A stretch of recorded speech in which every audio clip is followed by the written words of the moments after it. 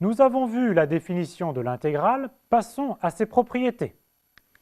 Les trois propriétés fondamentales de l'intégrale sont la relation de Schall, la positivité et la linéarité. On terminera avec une preuve.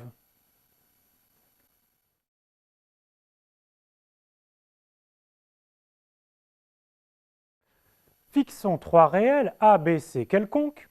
La relation de Schall affirme que l'intégrale de a à b de f est égale à l'intégrale de a à c de f plus l'intégrale de c à b de f.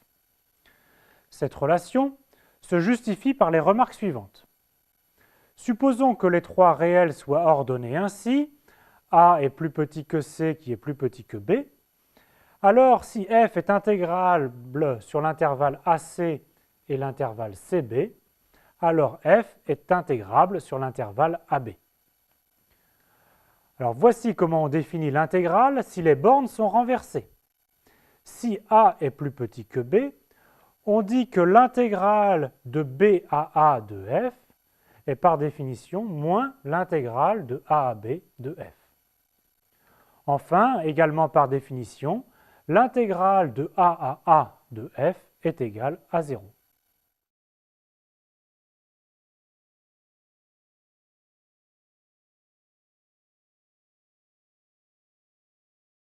La deuxième propriété fondamentale est la positivité de l'intégrale.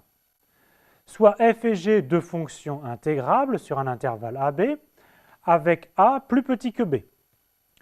Supposons que f soit inférieur à g, c'est-à-dire que pour tout x, f de x est plus petit que g de x.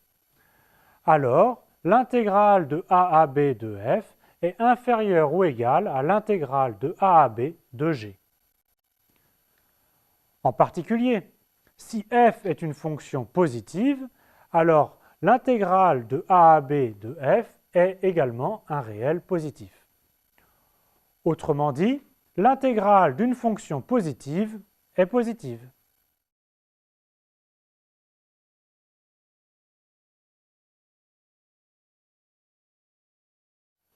Partant de deux fonctions f et g intégrables sur un intervalle AB, alors f plus g est une fonction intégrable. Et l'intégrale de la somme est la somme des intégrales.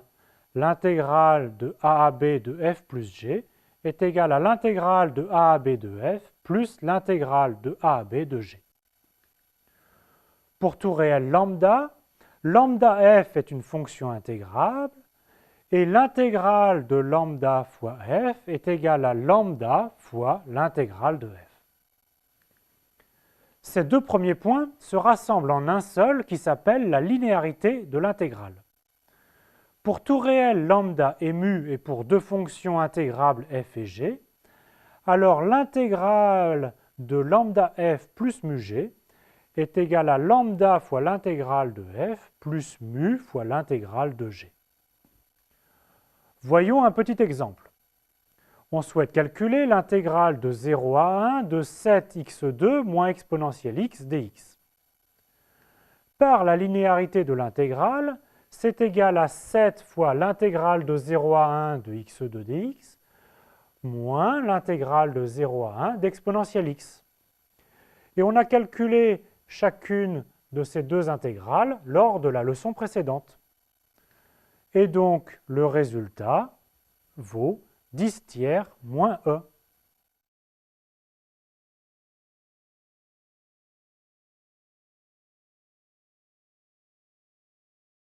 Si f est une fonction intégrable, alors valeur absolue de f est aussi une fonction intégrable. Et on a la relation importante suivante, valeur absolue de intégrale de a à b de f de x dx est inférieure ou égale à l'intégrale de a à b de valeur absolue de f de x dx. La valeur absolue de l'intégrale est inférieure à l'intégrale de la valeur absolue. On continue avec un avertissement. Si f et g sont deux fonctions intégrables, alors le produit f fois g est aussi une fonction intégrable sur l'intervalle AB. Mais en général, l'intégrale du produit n'est pas égal au produit des intégrales. Appliquons ceci à un petit exercice. Soit in l'intégrale de 1 à n de sinus nx divisé par 1 plus x puissance n dx. Nous n'allons pas calculer in, mais nous allons montrer que in tend vers 0 lorsque n tend vers plus l'infini.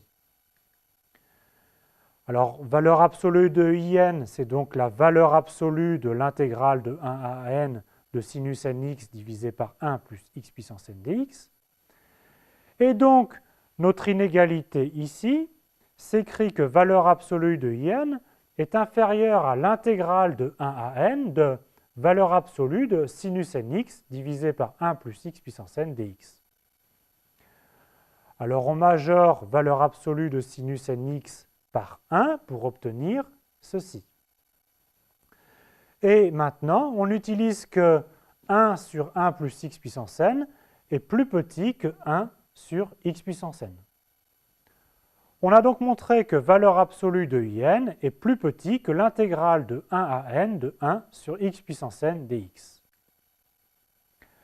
Il ne reste plus qu'à calculer cette dernière intégrale et on va anticiper un petit peu sur la suite du chapitre. Cette intégrale vaut en fait l'intégrale de 1 à 1 de x à la puissance moins n dx, qui est le crochet entre 1 et n de x à la puissance moins n plus 1 divisé par moins n plus 1. En évaluant le crochet, on obtient n à la puissance moins n plus 1 divisé par moins n plus 1, moins 1 sur moins n plus 1. Alors ce terme n à la puissance moins n plus 1 tend vers 0 lorsque n tend vers plus l'infini, et donc chacun de ces termes tend vers 0. Donc, valeur absolue de in est majorée par une suite qui tend vers 0. Ainsi, in tend vers 0 lorsque n tend vers plus l'infini.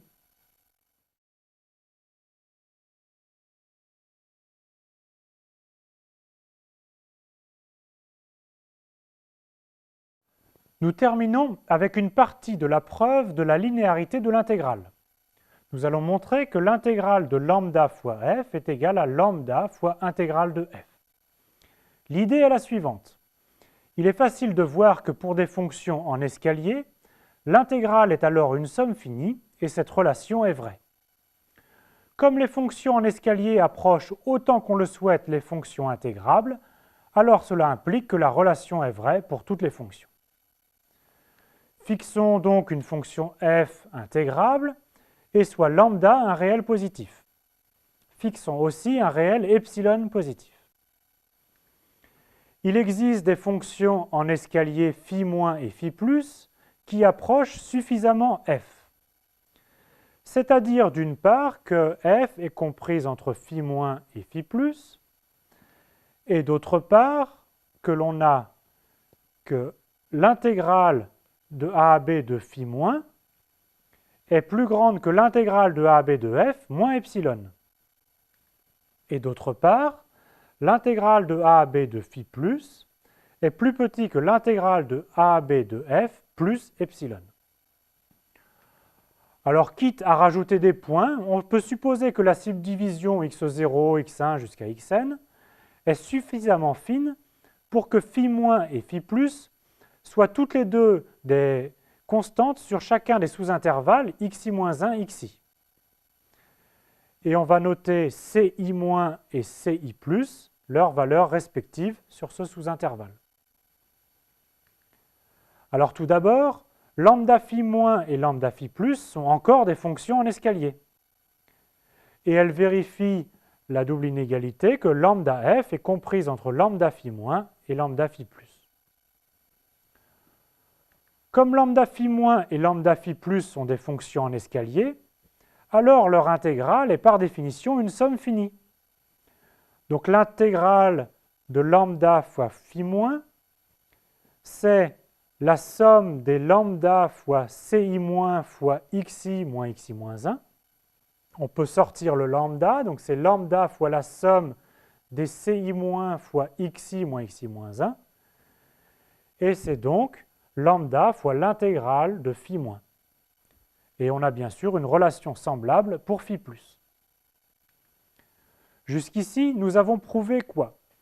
Nous avons prouvé que i- est plus grand que lambda fois l'intégrale de phi- et que i+ est plus petit que lambda fois l'intégrale de phi+. Utilisons maintenant les deux inégalités du début pour obtenir la chose suivante. Lambda, l'intégrale de f moins lambda epsilon, est plus petit que i- de lambda de f, qui est bien sûr plus petit que i+ de lambda de f, et qui est maintenant plus petit que lambda fois l'intégrale de f plus lambda epsilon. Il ne reste plus qu'à faire tendre epsilon vers 0 pour obtenir que i- de lambda f est égal à i+ de lambda f. Nous avons d'une part prouvé que lambda f est une fonction intégrable, et en plus que l'intégrale de lambda f est égale à lambda fois l'intégrale de f. Et si lambda est maintenant un réel négatif, le raisonnement est similaire.